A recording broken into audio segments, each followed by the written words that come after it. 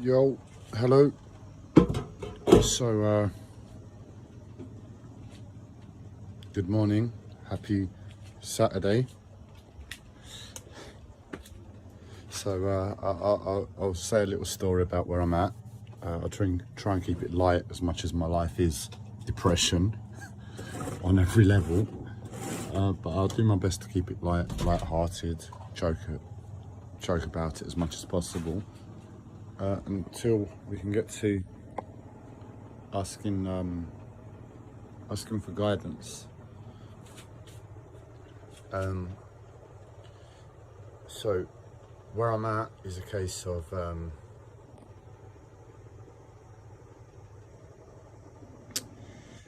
if I rewind to the start of the year. All right, I'm just going into the kitchen. Just put some light on. Sorry guys, should have been better prepared.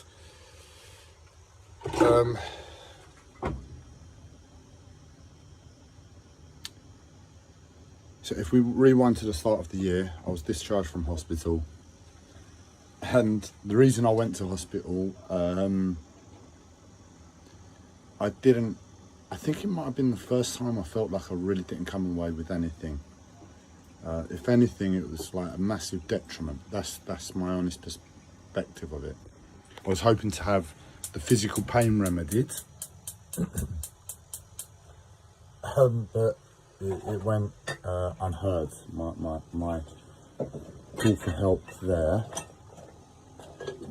So I came away, and in one aspect, the aspect is that I came away with was more of a mental conception, and that is not to use the mental health system anymore. That's the message. It was like I've been to hospital so many times, and each time I've done my absolute to remain out of hospital, and always surrendered. And every time that I was going to go back, I'd always begrudge it. I'd turn up at hospital and I'd be like, because to the assessment, the assessment by the doctors at the hospital and nurses at the hospital as to how to help me best. So I'll tell you how it is when you've got a mental health problem and you go to hospital. You wait in A&E like any other time, and you get seen by mental health nurses and I think like doctors as well. I'm not entirely sure, but they're able to make an assessment on your needs. So every time I turn up, I know how to be polite. I know how to answer questions clearly and honestly with no emotional baggage. But my whole life is fighting hospital. So I'm there in the moment, and I've just surrendered.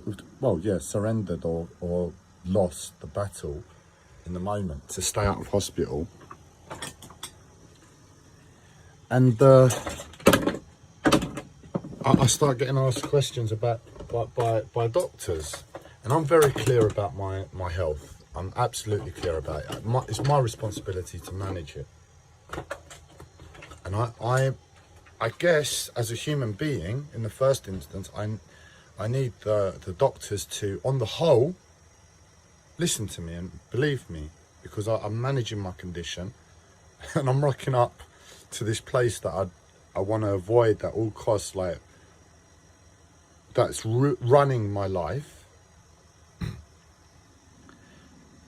But yeah, I'm willing to be like a samurai and say, right, there's no more I can do in this moment. I'm here. I don't want to be taking your medication, but I'm here and I'm beaten to the absolute by life. I don't have an ounce of anything left, but I'm here and I'm going to answer your questions. But please don't expect me to perform miracles and jump through hoops. And yes, I hate the environment that you work in. I hate the building you work in, what it represents to my life. I know it saves lives in that instance, and for that reason it's fantastic. But for my life, it's become like a symbol of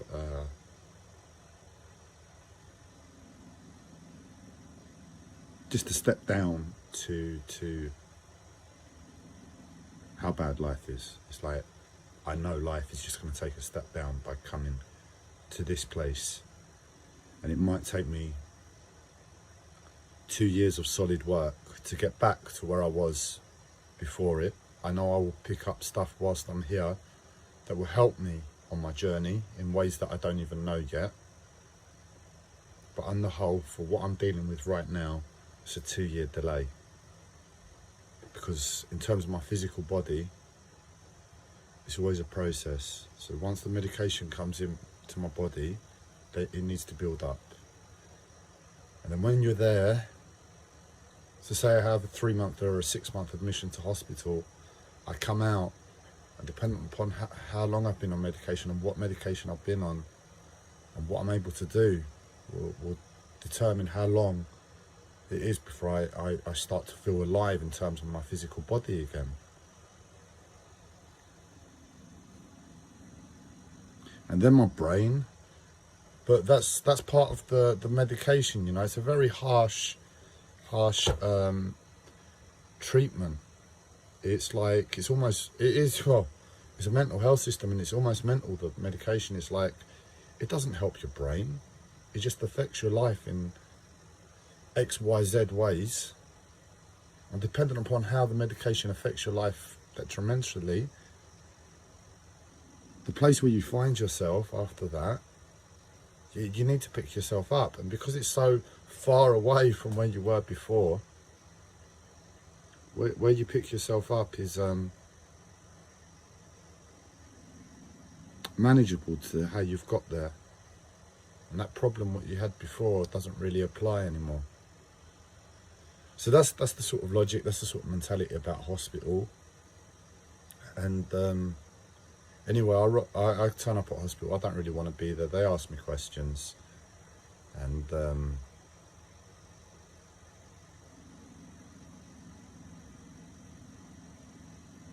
I think that comes across. I think the tone of the energy is like, fuck this system. I can't believe I've fucking lost to you. Fuck this world. Fuck this life. I'm about to take this medication, and it must come across. The nurses must pick it up, because it's just like there's something else that goes on. It's like, that's the tone. It's like, we don't want to let you in because you want to be here, or because you've got a negative tone towards us. Just come back when you're a bit more softer. And unfortunately, because it is my whole life, I really can't. I can't, you know, I've fought, given every ounce of energy to staying out of hospital, and I've just lost, and I'm holding my breath to reserving anything that is left, if there is anything left, momentum, to focusing on the medication. And I can't spare consciousness interactions in terms of my subconscious and how that affects this conversation, when I'm doing my absolute best to just be polite and answer your questions, when I don't really have the energy to even do that. But anyway, that's the mentality. And I know I've gone off on a tangent there, but I came away from hospital and I tried to get back on terms with my life, and I've really found very little this time. The medication disrupted my sleep, and sleep is a big contributing factor to my mental health. It has been now for about 4 years, I'd say.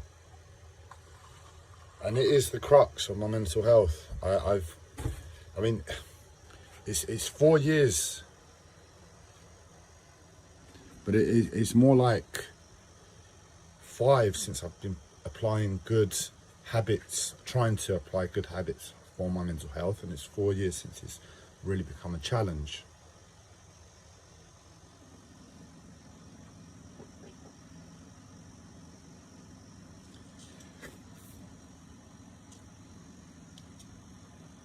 So I've come away from hospital, and the medication's affecting my sleep, and my life has ground to a halt.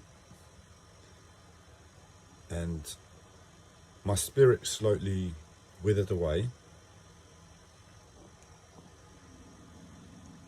But I was still fighting for life, you know. I was still trying my best, given the circumstance, to coordinate an existence, bills and staying on top of stuff and moving, you know. I came out of hospital and they said we're gonna seek legal proceedings. It hasn't happened yet, any evidence my side, but that was the message.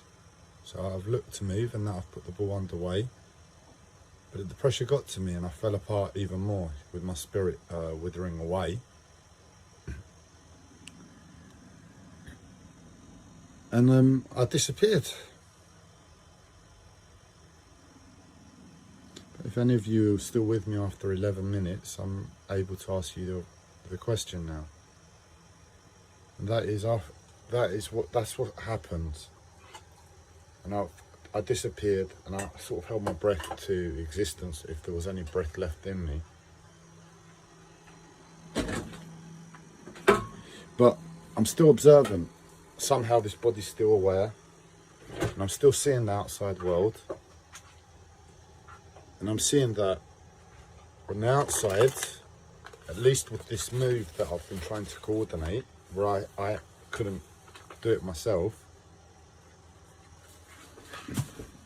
things are beginning to roll, and things are beginning to move again.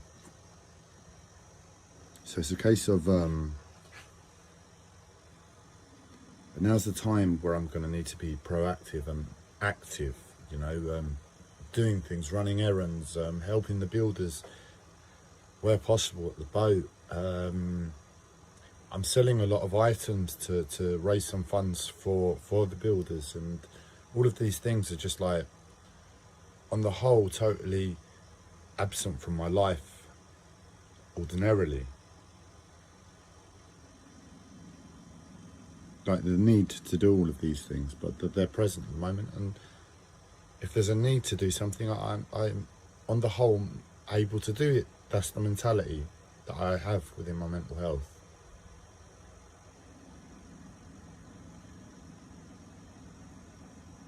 So I need to do all of these things. So I'm trying to look over the problems, how hard it is each day that I wake up, and there's a contradiction. I know there's a constant contradiction with how I reference sleep. I say I don't get any, and then I say I wake up, and I'm very clear on sleep. I'm very clear how it's a problem. And ultimately, this is the question. Right now, I'm in a position. Sorry, I just need to get tissue. Right now, I'm in a place to use all of these external chores and errands that need to be done in a positive way. Use the remnants, the last remnants of the medication, which is still positivity in the air, to sort of be there for my spirit as a fuel, even if it's not lit yet. So there's a positivity in the air. There's things to do to keep my mind away from my mental health. It would be mentally and physically good to do, you know, be active. Life is showing me that it's almost like a work-like mentality to the problem. Like, just don't focus on it. Don't focus on it. But the one place I fall over is sleep. I need my sleep to come back into check. And there are the big problem is when I do have sleep and I do wake up, I find myself like PTSD every time. PTSD state, post-traumatic stress, and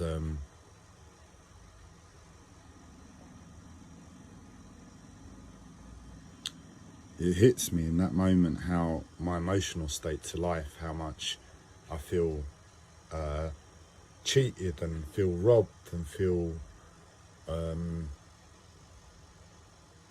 my life is unfair, because those are all feelings that adjust on account of my external existence. Those feelings adjust. I don't fuel emotions, but if they're honest, I allow them, and those are all honest. So I don't know how to coordinate my life when that's the situation. It's like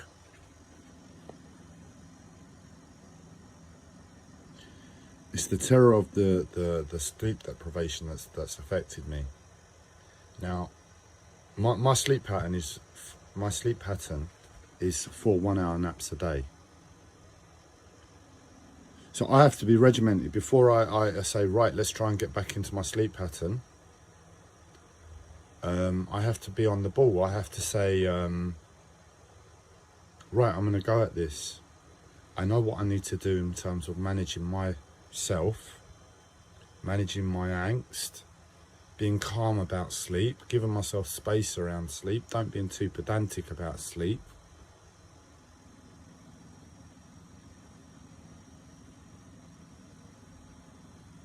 But what it is, this is it, because I tried it for like 4 months and I gave every ounce of energy, every ounce of sincerity, every ounce of willpower, every ounce of mental application. 4 months, 3 months, something like that, I can't remember.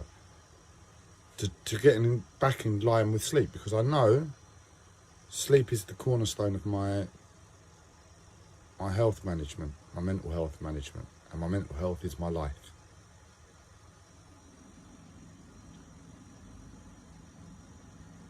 So now I'm looking at it again and I'm thinking, I can't go a week, you know, if it doesn't fall back into line within a week, I'm not going to be able to raise my spirits enough. And I really need the sleep to just be like on point, so I can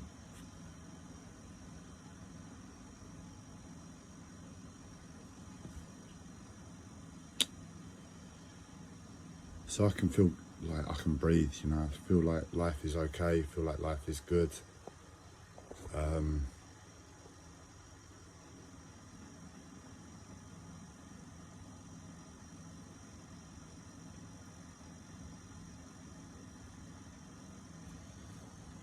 And if the opposite happens, it tends to go the other way. So this is my dilemma. I want to come alive again. I want sleep again. But I'm a little bit unsure as to how to summon the life force within me to go at sleep again. And, you know, like I said, it might be a week. I can't face a week, but I need to summon the life force within me to say, right, I know what I need to do with my sleep. And it's physically, it's mentally, it's emotionally beating. And I need to apply that and be absolute to it. And there are going to be times when the PTSD hits me around my sleep. How do I compartmentalize that PTSD, that terror, away from my application, my positivity, my life force that is like hope? You know, it's the only thing I have. If it doesn't come off, I'm back in hell. So it's really like that sort of heaven and hell scenario. If you win, it's not going to be heaven, but in terms of it not being hell, it might as well be heaven. Anything that's not hell is heaven, isn't it?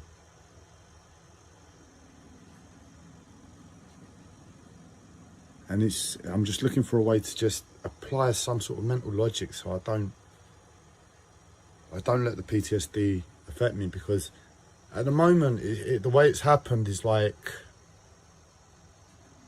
I get up and my mental health starts beating me, the PTSD comes back, and I get panicked. I get washed away in the pain of my physical body, my mental health, and I get lost in the day, and my day's over at that point, because I'm not there from that point on.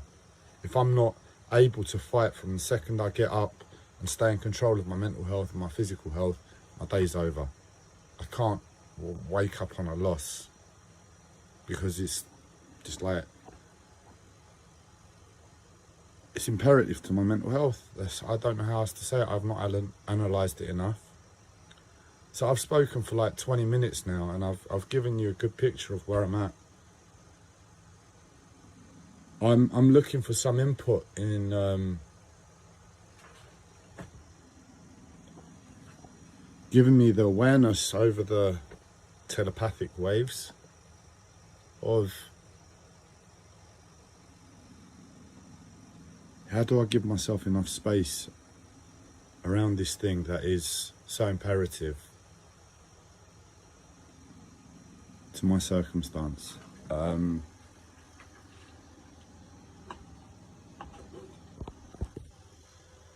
How do you all, because I'm sure a lot of you are so much harder than me.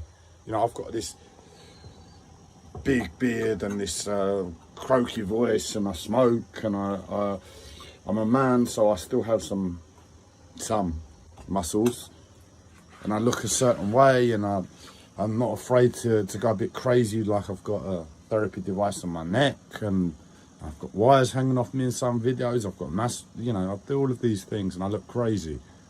And because I've got this appearance, craziness times this appearance equals absolute hard as nails.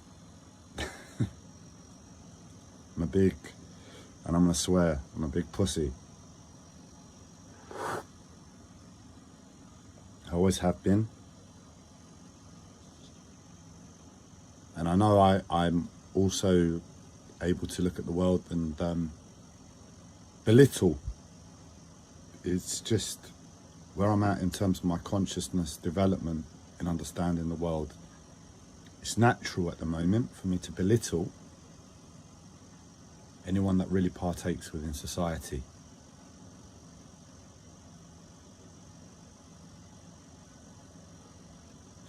And I can put anybody down for the way they live their lives. And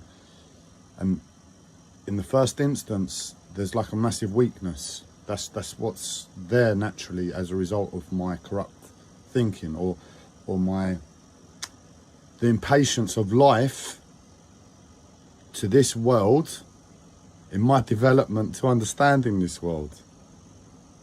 And life's impatience is pulling out of me that. And as a result, when I look at people, I can see weakness.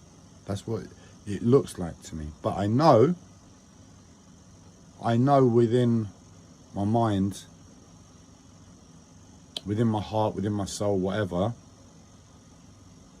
that a lot of you are hard as nails. I know a lot of you, if not all of you, are awake, but yet you live this life. And here I am kicking and screaming at every little thing that goes out of alignment, and there you are, you all look composed. I appreciate the way we come to information is different. And that's what the difference is. But I think where I'm hard this way, in craziness, you lot are actually hard in mentality.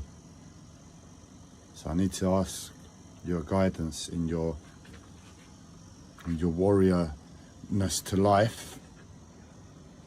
How can this mad idiot get in control of the terror, the total lack of control in a means to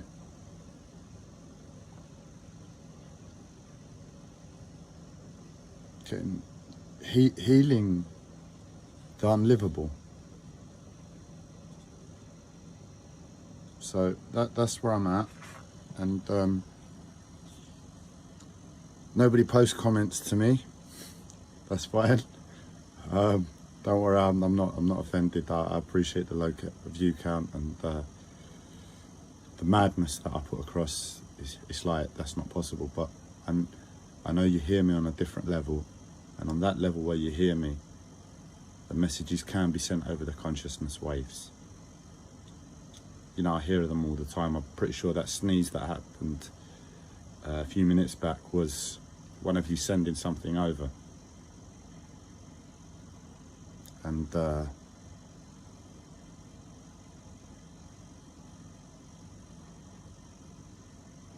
I'll continue to do my best.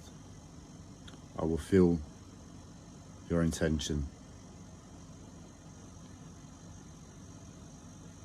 And like in Avatar, which we were talking about the other day, if Awa, I think that's the spirit god of the Navi, I think they're called. Navi? Something like Navi. If Awa wills it, it will happen. I'm at a pivotal point. I'm at a pivotal point in my life. And your conscious intention could be the butterfly effect.